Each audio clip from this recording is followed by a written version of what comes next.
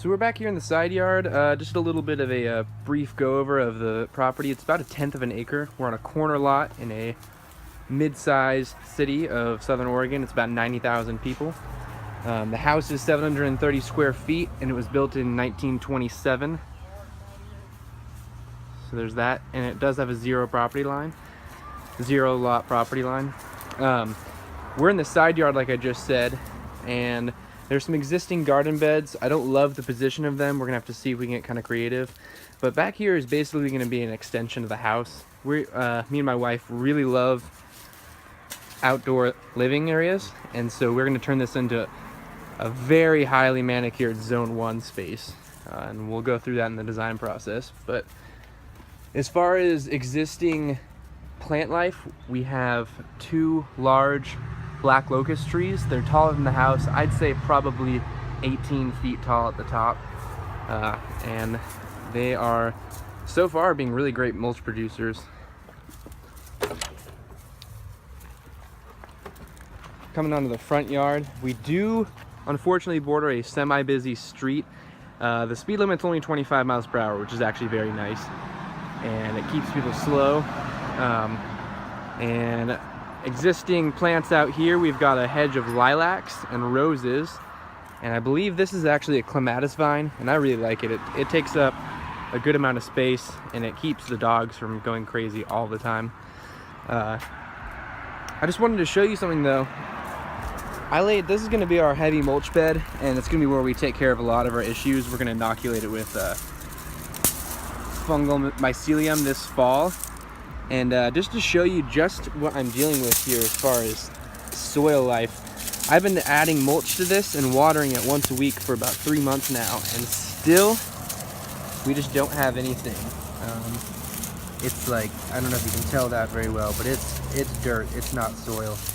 And so when it starts to rain a little bit more here, I will be adding compost tea to everything. It's not really worth it at this point, just to try to boost the life we've got here.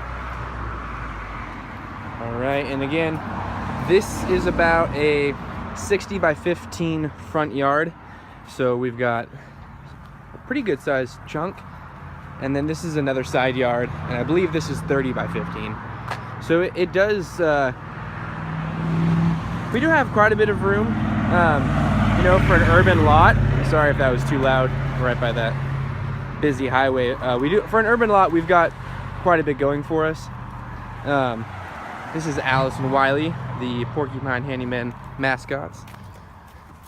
I've got a border hedge of this English boxwood, my least favorite plant on the planet.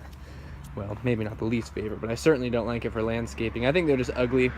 And this fall, when we do our property teardown of the outside landscaping existing, they're all going. I'm gonna mulch them down, produce some biomass. We'll take care of all of that, hopefully. The biggest thing, well, one of the bigger things that this property has going for it is we do have a very well-established peach tree. We probably got 250 peaches off of this, and I only had to water it once a week during our dry season here, and I've stopped watering it since.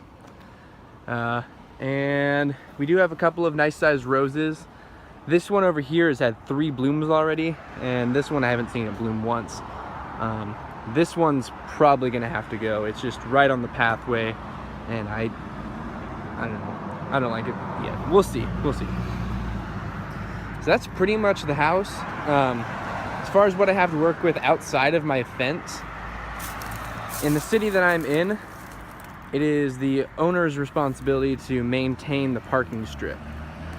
And so I've got about 250 square feet of maintenance to do, and I think we're gonna have to get kind of creative with this.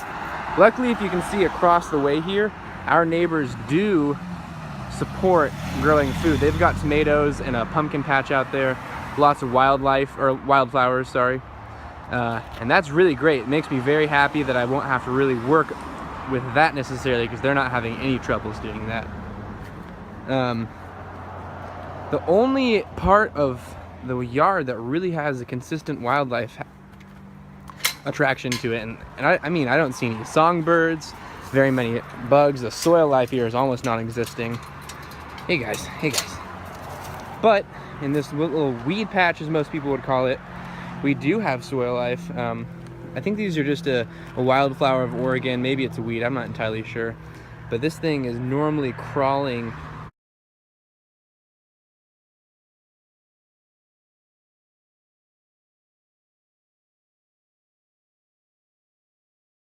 with bugs, especially pollinators. Let's see if I can find one.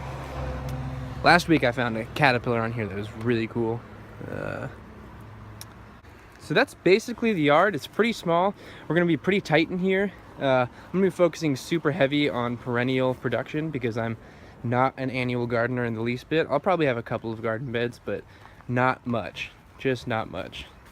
As far as orientation, this street runs east-west. This is west over here. East is behind me. And so if I point in this direction, oh no, this way, sorry. This is southwest. So we have a pretty good orientation. We got lots of sun, but over on the other side yard, we have a lot of shade, which is a really nice microclimate, especially in this part of the world that we're in. So that's pretty much it. I just wanted to give you guys a nice walkthrough. And like I said, this next video series that I'm gonna be calling Design 1, 2, 3, ... because there'll be a lot more than 3 videos. We'll be starting from the basic site design all the way up to installation when we install this, and the plan for that is in spring of 2018. So I'll see you guys next time. Hopefully you'll stick with it. Thanks guys, bye.